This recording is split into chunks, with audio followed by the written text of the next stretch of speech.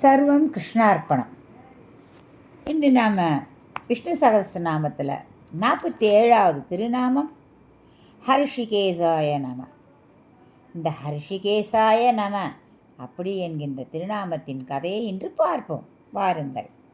ஒரு சமயம் பார்க்கடலில் அமுத கலசத்தை ஏந்தியபடி தன்வந்திரி வந்தார். அப்படி தோன்றிய அந்த அமிர்த கலசத்தை தட்டி பறிக்க தேவர்களும் அசுரர்களும் ஓடினர். அப்போது அசுரர்களே வெற்றி பெற்று அமிர்த கலசத்தை எடுத்துக்கொண்டு ஓட ஆரம்பித்தார்கள். அப்போது திருமால் மோகினி என்ற அழகிய பெண்ணாக உருவெடுத்து தன் அழகால் அசுரர்களை மயக்கினார். மோகினி என்ன சொன்னாலும் அவங்க கேட்குற அளவுக்கு பண்ணினார். அப்போது என் நெஞ்சுக்கினி அசுரர்களே, அமிர்த கலசத்தின் மேல் பகுதியில் உள்ளது வெறும் உப்பு தான். அதை நான் தேவர்களுக்கு தந்து விடுகிறேன். அடிப்பகுதியில் உள்ள சாராம்சத்தை உங்களுக்கு அமுதமாக தந்து விடுகிறேன் என்று கூறி அந்த கலசத்தில் உள்ள அமுதத்தை முதலில் தேவர்களுக்கு வழங்கின்றார் மோகினி. அமுதத்தை பருகியதால் வலிமை பெற்ற தேவர்கள் அசுரர்களை போரில் வீழ்த்தினார்கள். இச்சம்பவங்கள் எதுவும் தெரியாமல் பரமசிவன் ஆலகால விஷத்தை உண்டபின் மயக்க நிலையில் கைலாசத்தில் பார்வதியுடன் ஓய்வெடுக்க சென்று விட்டார்.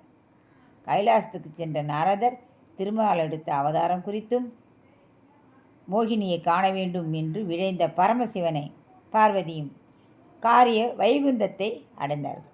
நாரதர் சொன்னதுனால எப்படியாவது நாம் பார்க்கணும் அப்படின்னு போகிறாங்க. புன்னகையுடன் அங்கே இருந்த திருமால் வரவேற்றார். நீங்கள் மோகினி அவதாரம் எடுத்ததாக கூறினார். அதனால் மீண்டும் ஒரு முறை மோகினி அவதாரம் எடுக்க முடியுமா, காட்சி தர முடியுமா என்று கேட்டார் சிவன். இல்லை, அது அசுரர்களை மயக்குவதற்காக எடுத்த அவதாரம். இப்போது அது பொருத்தமாக இருக்காது என்றார். ஆனாலும் உன்னை மோகினியாக காண வேண்டும் அப்படின்னு என் உள்ளம் துடிக்கிறது என்றார் சிவன். உடனே திருமால் மோகினியாய் காட்சியளித்தார். மன்மதனையே எரித்ததாக பரமசிவனுக்கே அவளது அழகை கண்டு மோகம் ஏற்பட்டது. அதன்பின் ஹரிஹர புத்திரன் பிறந்த கதையை நாம் எல்லோரும் அறிவோம். இச்சம்பவத்தை கண்ட பார்வதி பரமசிவனிடம், நீங்கள் காமத்தை வென்றவர், மன்மதனையே எரித்தவர் என்றெல்லாம் பெருமைப்பட்டு கொண்டிருந்தேனே, ஆனால் நீங்கள் திருமால் பூண்ட வேடமான மோகினியின் போலியான பெண்மைக்கு அழகுக்கும் இப்படி மயங்கிவிட்டீர்களே என்று கேட்கிறார். அதற்கு பரமசிவன், நானே எனது சொந்த முயற்சியில் என் புலன்களை வென்று தவம் புரிந்ததாகவும் காமனை எரித்ததாகவும் நீ எண்ணுகிறாய் போலும். திருமாலை தியானிக்கும் எனது புலன்களை திருமால்தான் அடக்கி ஆண்டு வருகிறார். அவரது அருளால் தான் நான் காமனை வென்றேன். ஆனால் இப்போது என் புலன்களை அடக்கி ஆளும் திருமாலே பெண்ணுருவத்தில் வந்தமையால் அந்த அழகில் நான் மயங்கிவிட்டேன் என்று விடையளித்தார் சிவன். மேலும் நம் பலன்கள் ஓயாமல் கண்டுகொண்டு புலன்களால் உற்று முகர்ந்து உண்டு உழலும் சிற்றின்பங்களிடையே நாட்டம் கொண்டு அவற்றை நோக்கி செல்வதையே சுபாவமாக கொண்டுள்ளோம். அவற்றை அடக்கி இறைவன்பால் செலுத்த வேண்டும் என்ற எவ்வளவு முயன்றாலும் அது மிகவும் கடினமாகவே இருக்கிறது. இறைவனின் அருளால் இருந்தால் மட்டுமே அவைகளை கட்டுப்படுத்த முடியும், நல்வழியில் செலுத்த முடியும்.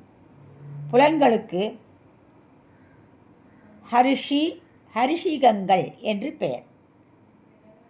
தன்னுடைய பக்தர்களை புலன்களை அடக்கி ஆண்டு அவற்றில் நல்வழி கொண்டு செல்வதால் ஹரிஷிகேச என்று அழைக்கப்படுகிறார் திருமால். அதுவே விஷ்ணு சகஸ்ரநாமத்தின் 47வது திருநாமமாகும். ஹரிஷிகேசாய நம என்று தினமும் சொல்லி வந்தால் நம்மால் அடக்க முடியாத நம் புலன்களை எம்பெருமான் அடக்கி நல்வழியில் செலுத்துவார். இதுவே இந்த திருநாமாவின் கதையாகும். ஆக நாம் தினமும் ஒரு முறையேனும் ஹரிஷிகேசாய நம என்று மனதார பிரார்த்தனை செய்து முன்னால் நம்முடைய புலன்களை அடக்கும் தன்மையை நமக்கு மகாவிஷ்ணு திருமால் எம்பெருமான் அளிப்பார் என்று நம்புகிறேன். நீங்களும் தினமும் ஒரு முறையாவது சொல்லி பாருங்கள். நாளை மீண்டும் அடுத்த நாமாவுடன் உங்களை சந்திக்கிறேன். வணக்கம்.